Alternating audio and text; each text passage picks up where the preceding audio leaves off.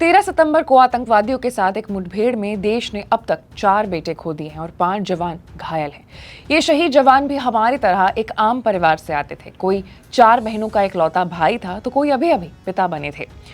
तो वहीं आज चर्चा इन जवानों की कहानी पर करेंगे। नमस्कार, मैं हूं आशीष सिंह और आप देख रहे हैं अनकट।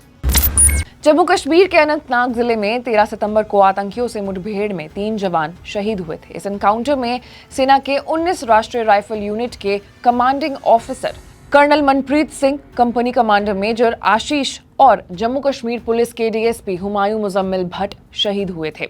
अब शहीद हुए एक और जवान का शव मिलने के बाद इस एनकाउंटर में शहीद होने वाले जवानों की संख्या 4 हो गई है। आज जान गंवाने वाले चौथे सैनिक की पहचान अभी तक सामने नहीं आई है, लेकिन सभी के भीतर जो जज्बा और बहादुरी थी वो किसी का भी सीना गर्व से चौड़ा कर सकती है। ऐसे में भारत मां के इन सपूतों की कहानी हर कोई जानना चाहता है, जिन्होंने देश के लिए शहादत दे दी।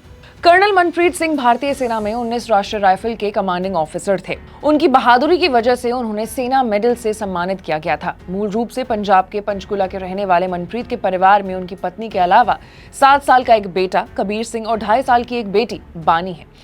उनकी पत्नी सरकारी स्कूल में लेक्चरर है। मनप्रीत की भारतीय सेना में 2003 में लेफ्टिनेंट के रूप में भर्ती हुई थी। उसके बाद 2005 में वो प्रमोशन पाकर मेजर बने थे। उनके पिता भी रिटायरमेंट के बाद पंजाब यूनिवर्सिटी में सिक्योरिटी ऑफिसर के तौर पर काम करते हैं।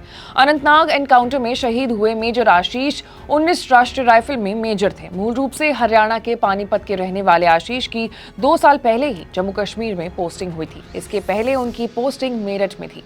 उनकी भी 2 साल की बेटी है। सेना के सूत्रों ने बताया कि उन्हें इसी साल सेना मेडल से सम्मानित करने वाली थी, लेकिन इसके पहले ही वो देश के लिए कुर्बान हो गए। इस एनकाउंटर में देश के लिए जान कुर्बान करने वाले शहीद जम्मू कश्मीर पुलिस के डीएसपी हुमायूं मुजम्मिल भट्ट पूर्व आईजी गुलाम हसन भट्ट के बेटे हैं। 2 महीने पहले ही उनकी पत्नी ने एक बेटी को जन्म दिया था। गोली लगने के बाद काफी ब्लीडिंग होने की वजह से उन्होंने दम तोड़ दिया। वहीं दूसरी ओर जम्मू कश्मीर के बारामूला जिले में भारतीय सेना के हाथ बड़ी कामयाबी हासिल हुई है। सेना के जवानों ने बारामूला के उरी कस्बे में 2 संदिग्धों को पकड़ लिया है। इन दोनों के पास से सुरक्षा बलों को 2 पिस्तौल, 5 हैंड ग्रेनेड और अन्य युद्ध की सामग्री बरामद हुई है। भारतीय सेना ने इसकी जानकारी दी है। ये दोनों संदिग्ध ऐसे समय पकड़े गए हैं जब अनंतनाग में आतंकियों के साथ मुठभेड़ में 4 जवान शहीद हुए हैं। अधिकारियों का कहना है कि मामले की जांच चल रही है। तो ये वो उन तमाम शहीदों की कहानी थी जो 13 सितंबर को अनंतनाग में हुए मुठभेड़ में शहीद हो गए। ऐसे तमाम बड़े खबरों से अपडेटेड रहने के लिए आपको अनकट को लाइक, सब्सक्राइब और शेयर करना होगा। मैं थी आपके साथ आशीष सिंह।